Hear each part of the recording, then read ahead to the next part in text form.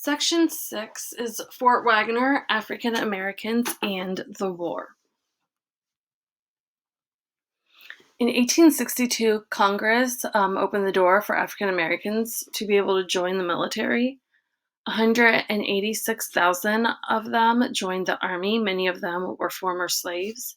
And 30,000 men joined the Union Navy.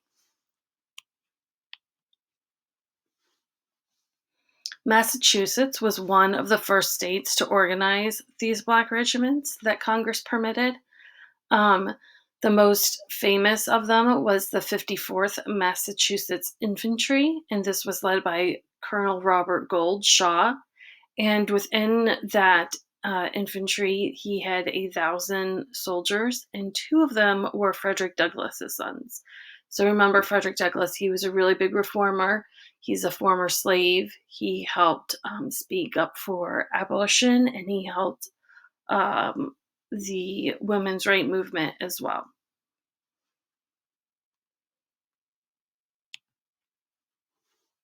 So it was discovered by the men of the 54th Massachusetts Infantry that they were being paid less than the white soldiers, and they refused to accept any pay at all as like a way to like boycott and be angry about what was going on with their pay. And so instead of just like dropping their guns and quitting, they thought it would be more powerful if they continued to work but just didn't take any pay. And they said, are we soldiers or are we laborers? We've done a soldier's duty. Why can't we have a soldier's pay? So it's like, are we enslaving these people again, essentially, so we can fight for something, to get rid of slavery? So it was, just trying to step back and look at this morally. So Lincoln urged Congress to grant them equal pay.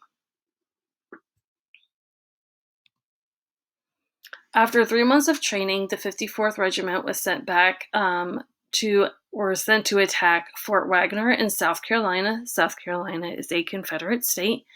And many of these men were like really, really worried because, well, A, there's death, but then also B, and very importantly, they're worried that if they were captured, would they be sold back into slavery? Like, what would happen if they were captured? And you know that if they were put back into slavery, they would be treated absolutely horribly because they were, for thinking that they were better than what they really were and like had the audacity to fight for freedom for their own slaves.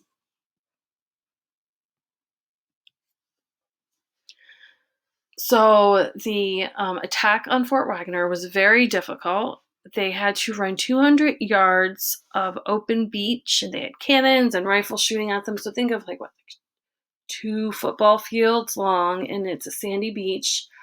Try and think back last time you were at the beach. It's not really that easy to run on sand like that, and it was probably hot, and your feet are all sinking in the sand, and you're trying to aim and dodge and bullets and all this craziness. So it was a very, very difficult breach.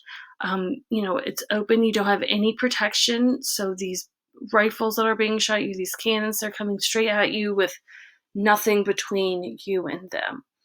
And these men, they fought fiercely, and they only retreated after losing nearly half of the men. And this was impressed many, many people and brought these group of men much, much due respect. So the big takeaways from this section that I want you to have is like 166 African regiments were put together to help fight in the war. They received less pay, despite, the battle to get some more and the urging from Lincoln to get more, but they were not always paid equally, fairly. They received little training and poor equipment, so they probably got the equipment that the other soldiers theirs was getting worn out, so they got new ones, and so they probably more than likely got the worn out equipment. And that these African Americans, they were risking death or enslavement if captured. So they were willing to put it all back on the line again for the sake of the Union, for the sake of the United States. They're willing to fight for this. So this was a really big deal.